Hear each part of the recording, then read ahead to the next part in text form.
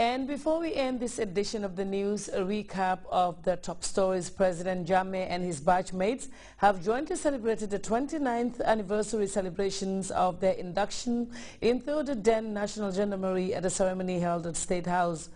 The Independent Electoral Commission has convened a briefing session with over 200 local and international observers who are expected to monitor the polls in the Thursday's local government elections.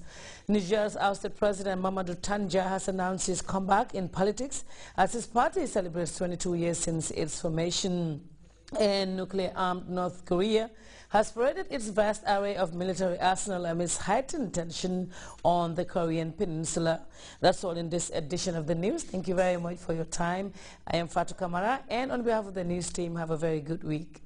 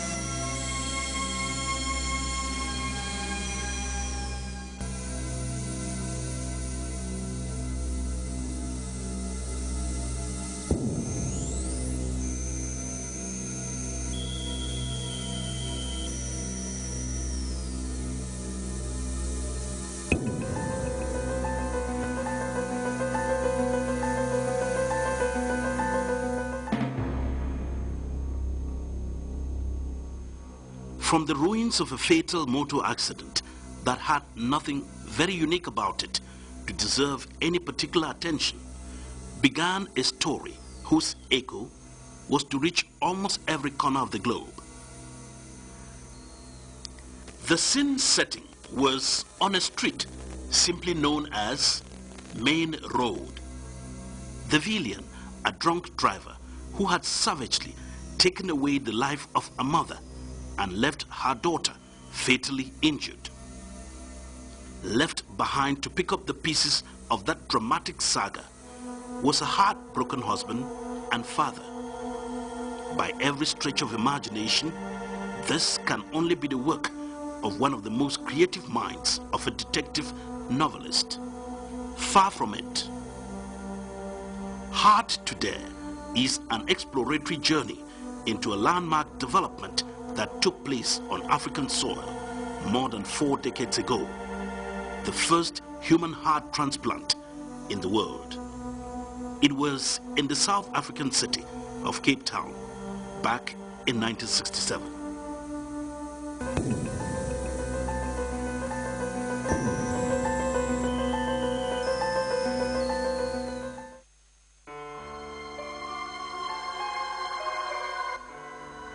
The typical tourist to South Africa who chooses Cape Town from among the many appealing destinations is most likely to head for the Table Mountain.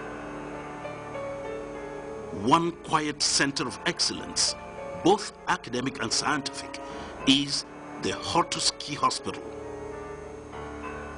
It was founded in the late 1930s as a university and a teaching hospital, in keeping with the will of a visionary philanthropist.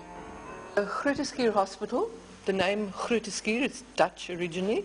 It means great barn, because in the days of the Dutch East India Company, this used to be farming area, and along here there were many barns or granaries, and that's where the name comes from.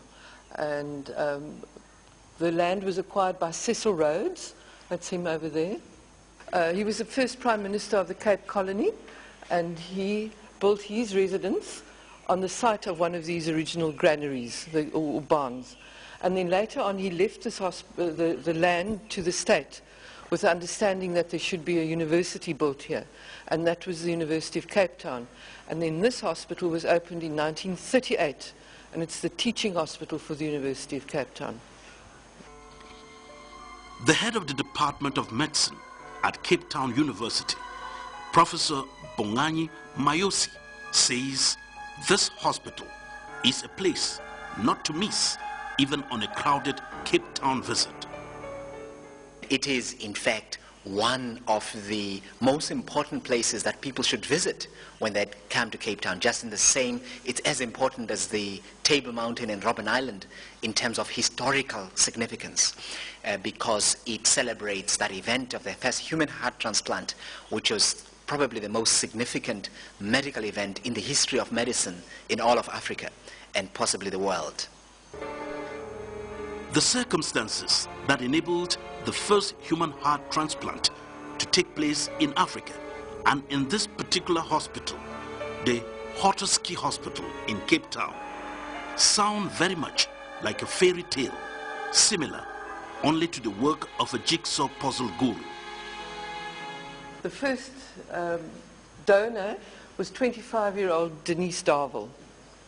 She and her mother were walking across the road back to their parked car after they'd been to a shop, and on the way where X marks the spot, she was knocked down, both of them were knocked down by a motor car, driven by a drunken driver, and Mrs. Darvel was killed instantly, and Denise suffered multiple injuries, but particularly very bad head injuries.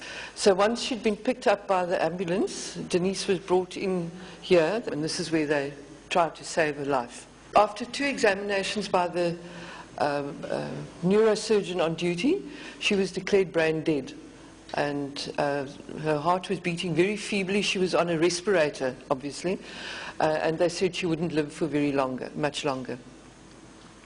Now the staff all working in this area knew that Mr. Washkansky was needing a heart transplant, and that Dr. Barnard was looking for a brain-dead donor. So when Denise appeared here and they found that she was brain-dead and her blood group was O negative, which is a universal donor's blood group, they realized that she might be a good donor for Mr. Washkansky. Later on, when they did all the tissue typing and cross-matching, such as they could do in those days, they said that if they had identical twins, they wouldn't have had a better match for Mr. Washkansky. They then had to ask her poor father's permission to use this heart, of course, something that nobody had ever even thought of before. It was a totally new concept. There was no such thing as organ donation.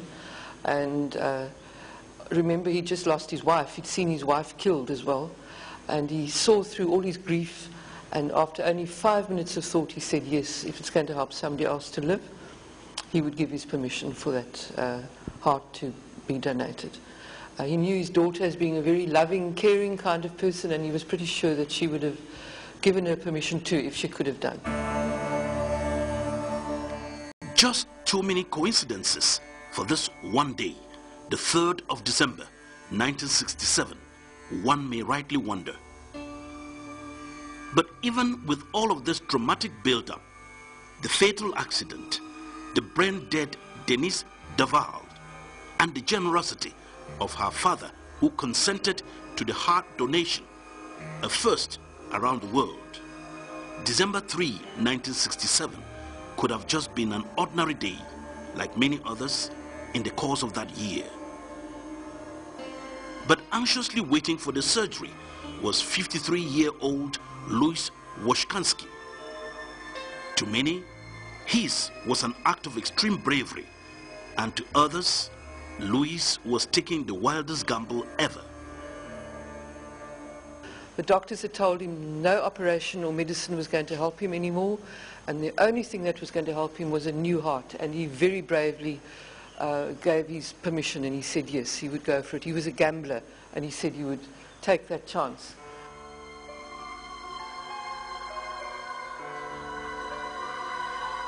What many medical experts around the world considered a gamble